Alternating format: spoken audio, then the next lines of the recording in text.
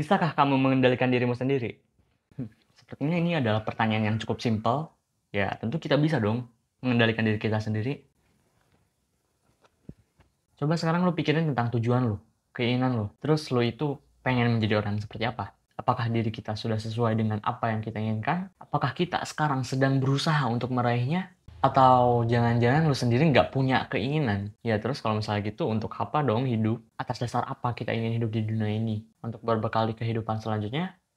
Ya, lu udah siap apa sekarang?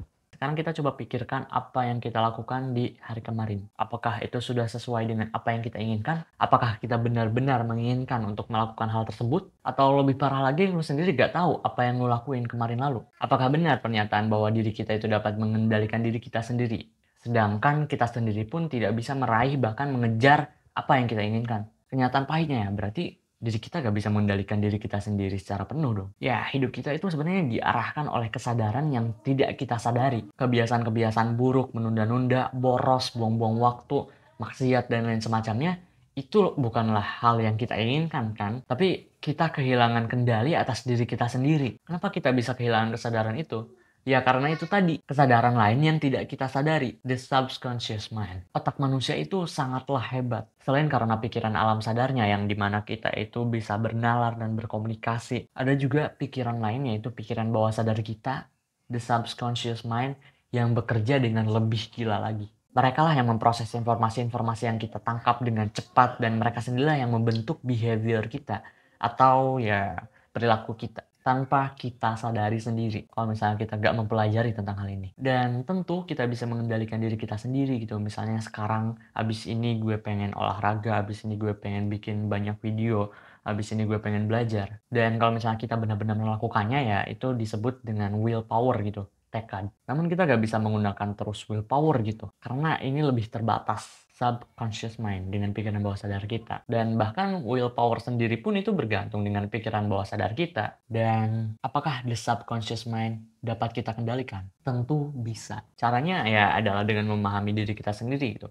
Dengan memahami behavior kita, perilaku kita itu seperti apa. Dengan juga memahami otak kita itu bekerja seperti apa. Lalu kita juga bisa menyesuaikan otak kita untuk bisa berubah seperti apa, seperti yang kita inginkan. Lalu kita juga bisa melatih mereka agar kita bisa mengendalikan mereka sepenuhnya. Agar proses berpikirnya juga akan jauh lebih kritis dan lebih baik gitu. Dan kita juga dapat mengoptimalkan hormon-hormon kita. Karena hormon-hormon itu juga mempunyai peran yang penting. Alasan kenapa lu gak bisa mengendalikan kebiasaan-kebiasaan buruk seperti misalnya main game, scroll-scroll sosmed, menunda-nunda, PMO, dan masih banyak lagi. Dan alasan kenapa lu susah untuk belajar, untuk olahraga, untuk membaca, dan semacamnya, itu adalah tentang habit. Lalu tentang motivasi di mana kita lebih semangat melakukan aktivitas-aktivitas tertentu, tetapi kita mudah menyerah untuk melakukan perubahan dan juga hal-hal yang baik untuk kita, itu adalah tentang dopamin. Bagaimana caranya kita bisa menyesuaikan otak kita agar kita bisa melatihnya, itu adalah tentang neuroplastisitas. Lalu tentang bagaimana kita memilih keputusan, tentang pengendalian diri kita sendiri, tentang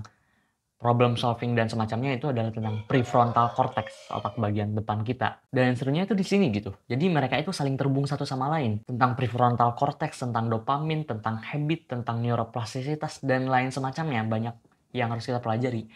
Itu saling berhubungan satu sama lain gitu. Dan sebenarnya ya otak kita secara keseluruhan dengan sistem emosi-emosinya itu saling berhubungan dengan hormon dan semacamnya. Selain itu masih banyak pembahasan tentang pengendalian diri gitu. Selain dari neuroscience dan ada juga dari psikologi, intinya masih sangat banyak hal yang bisa kita explore dan juga gue juga masih belajar tentang hal ini. Kesalahan terbesar orang-orang ketika ingin mengubah dirinya sendiri dan ingin melakukan pengembangan diri adalah ketika dia menaksir terlalu tinggi kemampuannya.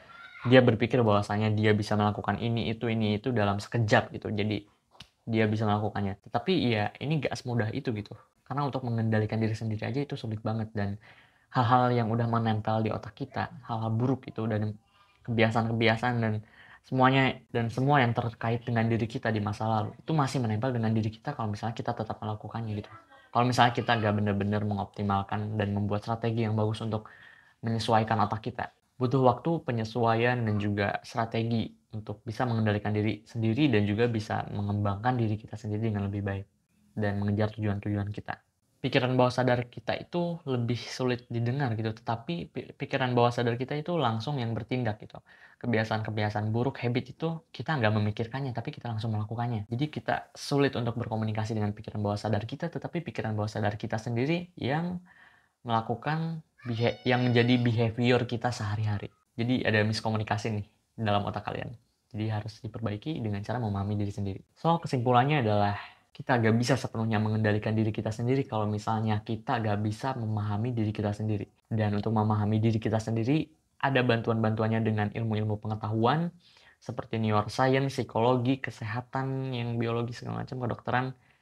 Itu semuanya bakal membantu kita agar kita bisa menjadi manusia yang lebih baik lagi. So, sampai di sini aja. Semoga video ini bisa bermanfaat untuk kalian. Tetaplah mengendalikan diri dan tetaplah berpikir. Goodbye.